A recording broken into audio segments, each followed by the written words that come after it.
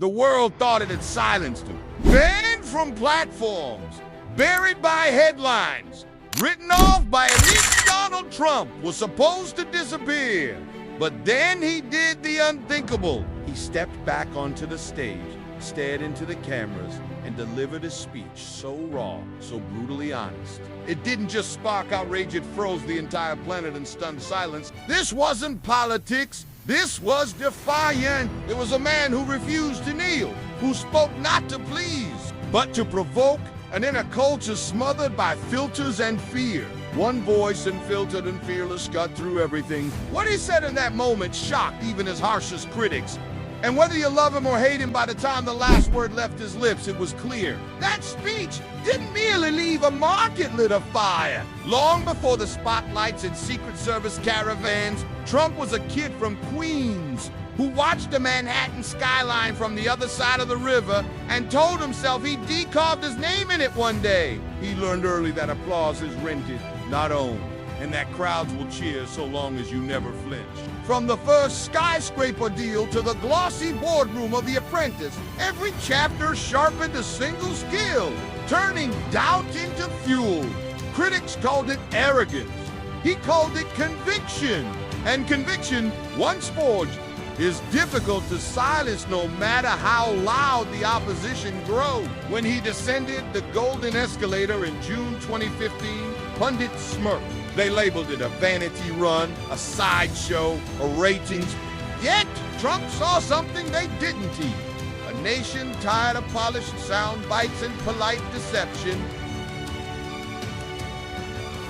Each rally grew, each headline amplified him, and every smear from late-night television only deepened the loyalty of those who felt unheard. While career politicians memorized poll-tested phrases, Trump turned the teleprompter off and spoke straight from the gut. The crescendo came on a humid evening when network cameras rolled, desperate for another outrageous clip. What they captured instead was a rhetorical sledgehammer. He tore into corruption, bureaucracy, and the smugness of a ruling class that had forgotten the people who signed the checks and built the road. The system isn't broken, he declared, voice ringing like steel against steel.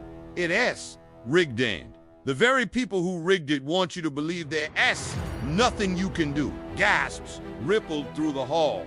Viewers at home leaned forward. He threw away diplomatist diction and replaced it with street corner clarity. They read, not after me. I'm just in the way.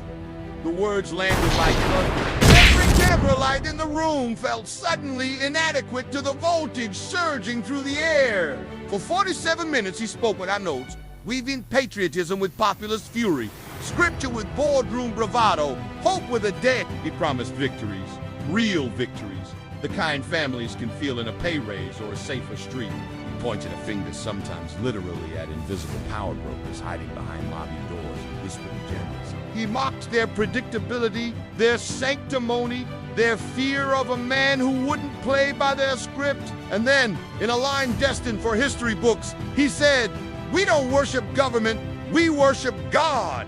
A breathless hush followed, as if the building itself inhaled and forgot to exhale. Silence can feel longer than any speed. In that pause, the cameras captured something rare. Opponents blinking, stunned, supporters wiping tears they didn't know were coming. The speech ended not with applause, but with a raw half-cheer, half-primer release, because everyone understood they had witnessed a pivot point. Nothing afterward would be the same. What came next was a firestorm. Networks replayed clips on the loop. Commentators brandished adjectives like reckless, genius, dangerous, often all in the same sentence. Social media giants flagged, filtered, sometimes flat out removed the footage. Yet it multiplied in mirror uploads, cell phone recordings, encrypted shares.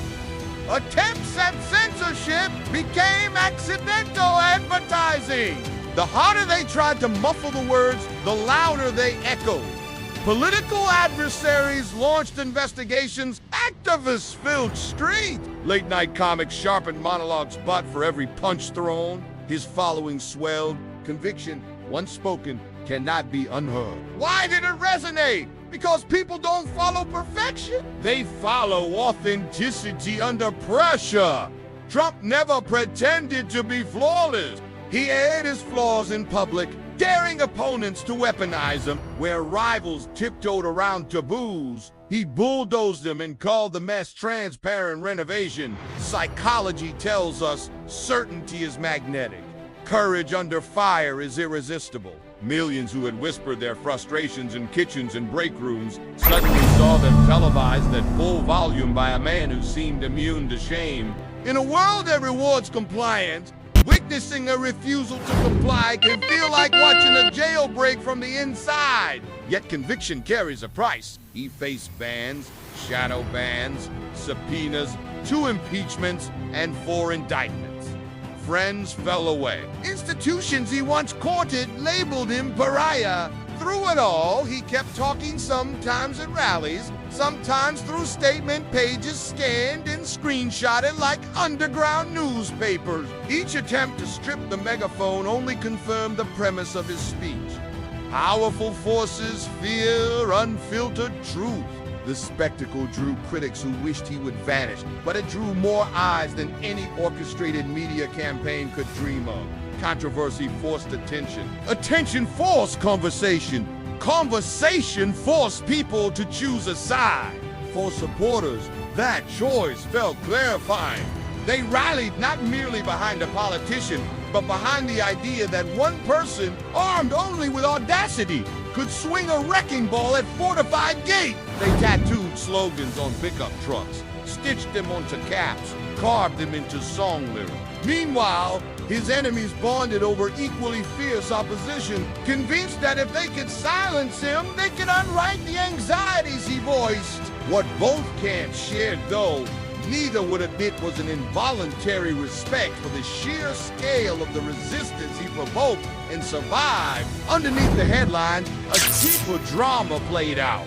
Conviction versus conformity. Trump's story reminded the world that systems, no matter how entrenched, tremble when confronted by someone who refuses to buy their moral insurance plan. He exposed the truth. Leaders rarely confess. They derive legitimacy from the willingness of citizens to stay quiet. Break the silence, and the illusion shatters.